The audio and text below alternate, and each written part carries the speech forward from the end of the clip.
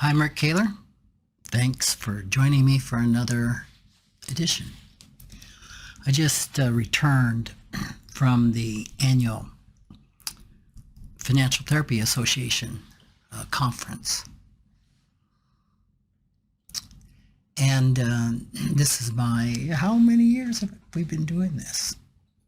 Maybe this was the 13th or 14th conference. I've been to all of them. And it's been quite a ride watching this organization that a lot of people said would never make it, wasn't needed, that we'd be sued over using the word therapy in our name. It was formed in 2009 and today has, I think, 375 members. I've never mentioned the organization much or spent any time focusing on it, which is surprising with the podcast. In episode 29, I talked about the Nasrudin Project, so I'm not going to say a lot more about that, except that the 30th anniversary of the Nasrudin Project will be in the Black Hills of South Dakota on September 5th through the 7th. It's fascinating. Go listen to that episode to learn more about it. It is the best conference that I attend every year, and the FTA conference being number 2. And I have pretty high standards. And in many ways, the Financial Therapy Association had some of its roots in the Nasrudin project. So it's extremely unique. And if you are an FTA member, and if you've been to the FTA conference, I'll just about guarantee you that you're going to also find a tribe in Nasrudin. But I digress. So this particular conference was well done. It was in Charlotte, North Carolina. And I had so many just quality discussions. I can't really think of a conference where I had more great discussions with people. So often going to a conference is like getting hit with a fire hose. It's once you've been there for a while, it's like all your best friends, all 100 all at once. So oftentimes there's not a lot of quality conversations that happen because it's just so hard. It's so hard to get around and so hard to be intentional. But I enjoyed many conversations. Natasha Knox is the chair of next year's FTA conference, which will be in San Diego from May 16th to the 18th. And that is coming up very quickly. They're going back to putting the conference in the spring rather than the fall, which is probably a pretty good idea because the fall is so cluttered with conferences. So I think ultimately that will be a good move. And we talked about a number of things. We talked about the format of the conference and perhaps adding some 90-minute slots, some 3-hour slots, or some all-day tracks, similar to what the American Group Psychotherapist Association does. You can attend their conference and select from like an all-day offering, 2 1/2-day offerings, or 4 90-minute offerings. And we talked about other things. Natasha recently got into a level 1 IFS training, which she's very fortunate to have gotten into. My associate, Ilana Vinesmith, who is also there, was there and did a wonderful presentation on nonviolent communication. Has put in 22 times, and I'll bet there's a few more now added to that, into the lottery to try and get the level 1 training in IFS, and obviously hasn't. So as I think I've mentioned before, not being able to be trained in IFS is a huge block that is impeding combining IFS with financial therapy. But I also digress. Had a wonderful lunch with Carol Anderson. Carol Anderson was one of the original 30 people that got together in Anaheim, California in 2008, and where we decided, we think financial therapy has some traction. We think it's a thing. Let's go forward. And she founded Money Quotient, is a renowned researcher in the financial planning world. And we talked about doing some research on the Enneagram. I think I might have a podcast where I talked about the Enneagram. If you have never heard of the Enneagram, I think it's the best personal development tool that's out there. It's way more than a personality typing mechanism. So you can go to the EnneagramInstitute.com, I believe. You can take a couple online tests and read about it. It's quite an amazing tool. Works really well with IFS. And I'm really curious how the 9 types and the 3 basic instincts do money. Is there a difference in how a type 1 does money versus a type 7? I don't know. And it's research I wanted to do for, 10 years or more. And just have not been able to secure a mailing list or an organization that has the skills to do research like that. I mean, typically you're talking about a university. So she gave me some thoughts how to shortcut, and make that a little more simple by doing some exploratory research. So that was really great, having that discussion with Carol. Sandra Davis was there, who's the dean of the Golden Gate University program. And she just recently completed an IFS Level 1 training and had a lot of things to say, many that I had never heard. That when I first told her about IFS, that she dismissed it, like, what crazy thing is Rick onto? And she read the paper that appeared in the Journal of Financial Planning that I co-authored with Michelle Glass on, we called it The New Kid on the Block, IFS Informed Financial Therapy. And that changed her mind. So I was glad about that. She did a really nice presentation, brought in, there's the 8 C's of self-energy in IFS, which are calm, curiosity, compassion, connectedness, confidence, courage, clarity, and creativity. And she talked about the 5 P's, which are talked about. They're not as widely known. The 5 P's of self, which are patience, presence, persistence, perspective, and playfulness. And I got the idea, I need to, I'm talking about one of the things that I'm promoting in the IFS world is self-led finances, self-led money decisions.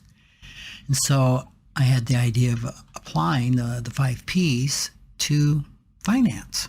So that was kind of cool. I met Jillian Knight. I've never met Jillian before.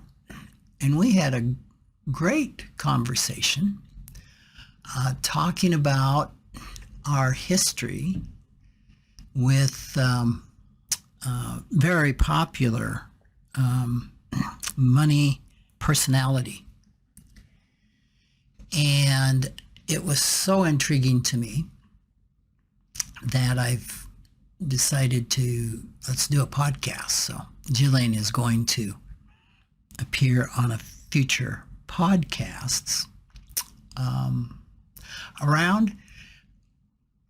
It's going to be more on the topic of cult personalities and how dangerous they can be. And of course, it's not just in finance.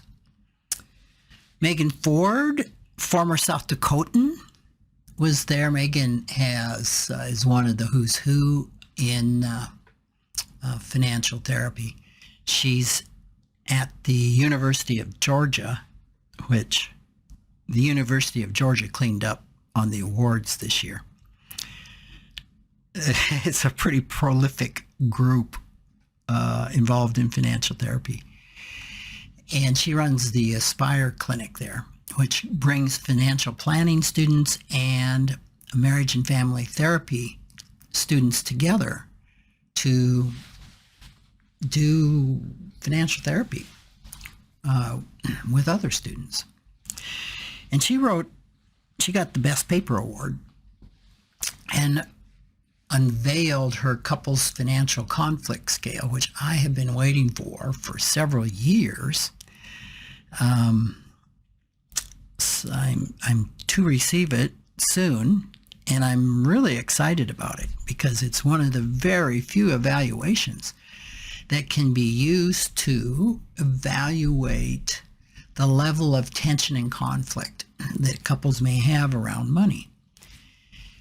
And I'm looking forward to incorporating it into my evaluation flow, both with financial planning clients and financial therapy clients. Talking about the University of Georgia, Christy Archuleta was there. She was also recognized as the outstanding educator. And the University of Georgia has just completed, or will start, I think, in January of 2024, their first 15-hour course on financial life planning, where a person can get a graduate certificate. And that, so that'll be 4 semesters. I teach at Golden Gate University, where they have a 12-hour financial life planning certificate. So really happy about their accomplishment of putting that together. There's some folks that I've known for years during the pandemic, and I've never met. Dasha Glow was one of those people. Sarah Carr, I got to meet her, and we had wonderful discussions about the Enneagram and the growing field, and I think it's going to be an exploding field of psychedelic-assisted therapy. Ashley Qualm had a great session on counter-transference, and I'm going to have to get her slides because it was really interesting how she expanded my mind of what countertransference was. And countertransference is when the financial therapists stuff, unfinished business gets in the way, that the client will trigger something that is in a way, I'm doing a terrible job of explaining this, kind of takes the financial therapist out because it hits their stuff. And she talked about countertransference is a personal bias that gets triggered, or when the financial therapist goes into rescue mode, attraction to the client or repulsion of the client is another form of countertransference. Of course, projection, where you're putting someone else's face on the client. Counter resistance, being emotionally exhausted, and over identification, being over invested in our clients. I can relate to that because I remember there was a client that I finally came to realize I cared more about her running out of money than she did. And this was a pretty serious running out of money. It's like she was going to be homeless in 18 months. And I was really over-identifying with her. Gail Coleman did a keynote on somatic finance. She is the creator of the idea of somatic finance, and somatic means body. And she did a wonderful presentation to everyone that was quite talked about. Christina Lynn, a former employee of mine who's gone on to get her doctorate and now is a new mother. We had a wonderful conversation. And then I ran into Prince Sarpong. I hope I get that right. I'm going up the steps into the conference, and this gentleman stops me and he says, "Are you Rick Kahler?" And I said, "I am." And he introduced himself. He says, "I'm Prince." And I said, "Prince, where are you from?" He said, "South Africa." Well, I was in South Africa in January of 2020. And so we got talking about South Africa, and he was there and gave a presentation that unfortunately I could not attend on financial therapy and South Africa. And I asked Prince, I said, I just did a podcast with somebody from Ghana. He says, "Oh, Peter?" I'm like, "Yeah, Peter." And so that podcast is to be released soon.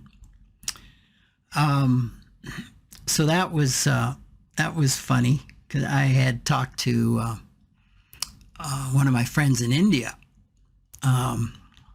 Partha, and told him that I had talked with Peter, who is very, very involved with financial literacy in Ghana. And he says, "Oh, I know Peter." So it can be a small world. So those were just some of the things. I mean, I talked with so many other people, and that I just don't have time to go into, but those were some of the takeaways for me personally. And then I received quite an honor at the conference. It's a little bit surreal as they start talking about the person when they're giving out an award, and usually halfway through the talking about what they've done and et cetera, you can figure out who it was.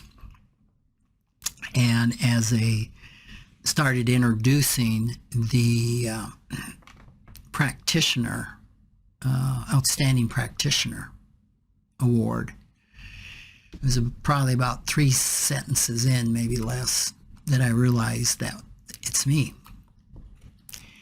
And I feel emotion now, but it was pretty overwhelming.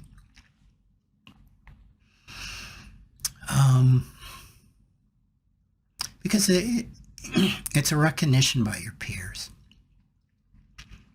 And being recognized in that manner was so, talk about touching my heart. It touched my heart. And so for me, it was just sitting and receiving it, and just all the warmth from everyone in the room was just so touching.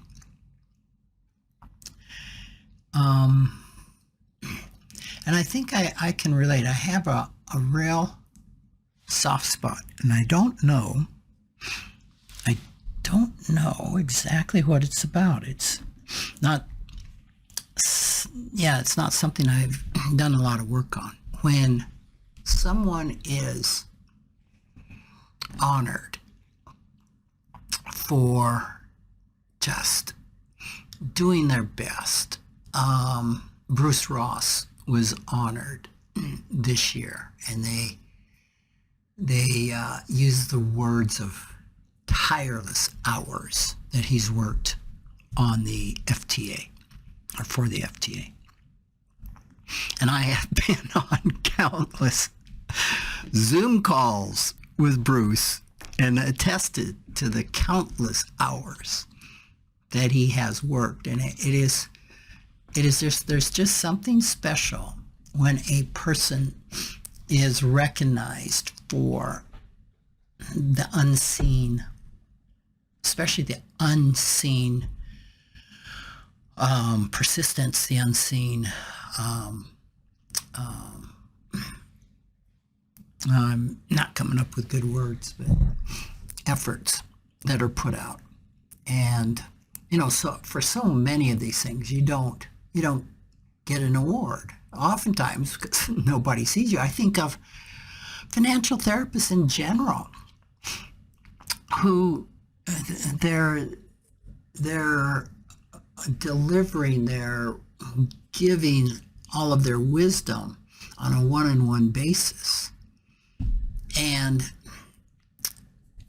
nobody else ever sees that except for the client. And to some degree, they're unsung heroes in what they do. And so to be recognized for my efforts, which are not exactly unseen because I'm so, what I've done has been fairly public in nature.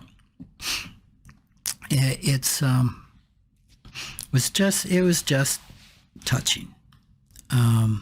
It was just touching. And then to top it off, John Grable, another University of Georgia professor, who was part of the 4 that called the group of 30 together in 2008. I think Christy Archuleta was part of that group. Megan Ford may have been. I'm not sure. But,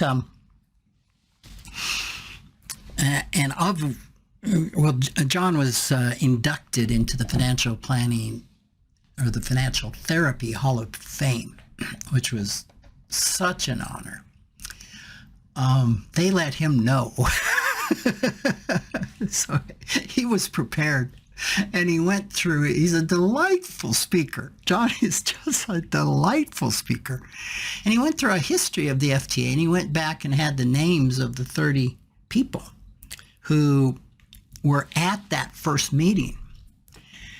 And as I looked at that list of the 30, only 6 are still active in the FTA. And as John said, many never came back again. Many said it's not going to work. But there were 6 people that are still active in this organization. So it was wonderful seeing him be honored in that way. I mean, he has his thumb on so much research and really helped guide the organization in those early years. And I'd be remiss not to mention, University of Georgia was kind of prevalent, but Kansas State University, I think all of them started at Kansas State University. It's kind of like the spawning grounds of the financial therapy who's who. And Megan McCoy was there, and she is head of the program, as I understand it, the financial therapy program and the financial planning program at Kansas State. Is a prolific writer. I'm not sure who's touched more research, but I have a hunch that Megan may have her name on more stuff than anyone. And there was a paper to be presented, and they said that the author wasn't there. So Megan stepped in. I walked in, and Megan's going through this presentation like it was hers. I'm like, wow, she has skills beyond even what I understood. And then I finally found out they only list the presenter of an academic paper as the lead author. And Megan had edited it and was one of the authors and knew it inside out. And she did a great job with it. So, well, that's kind of a summary of my experience this year at the FTA. I hope to see all of you in San Diego at the 2024 in May, again, May 16th to the 18th. It is a really wonderful conference. And also don't forget about the Naz Rudin Project, September 5th through the 7th in the Black Hills of South Dakota, which you would fly into Rapid City, South Dakota. And I'll probably have more to say about that as we get closer. So thanks for joining me, letting me ramble and give you a little update of the FTA conference. Take care and look forward to talking with you next week.